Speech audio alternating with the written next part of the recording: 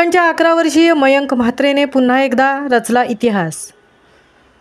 करंजा येथील जलतरणपटू मयंक म्हात्रे यांनी घारापुरी बंदर ते करंजा जेट्टी हे सागरी 18 किलोमीटरचे अंतर निर्धारित वेळेपेक्षा कमी वेळेत पोहून पार करत पुन्हा एकदा नवा इतिहास घडवला आहे।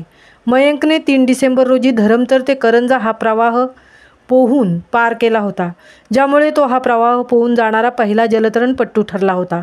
तर यावेळी घारापुरी ते करंजा जेट्टी हा प्रवाह पोहून जाणारा मयंक पहिला जलतरणपटू ठरला असून त्याने या निमित्ताने नवा इतिहास रचला असल्याचे त्याच्या प्रशिक्षकांकडून सांगण्यात येत आहे। मयंकने केलेल्या विक्रमानंतर अनेकांनी शुभेच्छा देण्यासाठी गर्दी केली होती।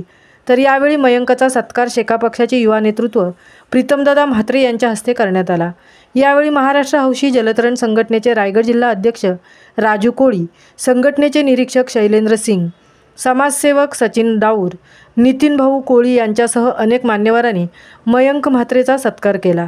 मयंकने आपल्या यशाचे संपूर्ण श्रेय आपले आईवडील मार्गदर्शक किशोर पाटील, प्रशिक्षक हितेश भोईर यांना दिले आहे। तर उरण तालुका हौशी जलतरण संघटनेचे सचिव सुनील पाटील, मनोहर टेमकर, जलतरणपटू जयदीप सिंग, आर्यन मोडखरकर, वेदांत पाटील, रुद्राक्षी टेमकर, आर्य पाटील यांचे सहकार्य त्याच्या या विक्रमादरम्यान त्याला लाभले। महामुंबईसह अनंत नारंगीकर, उरण।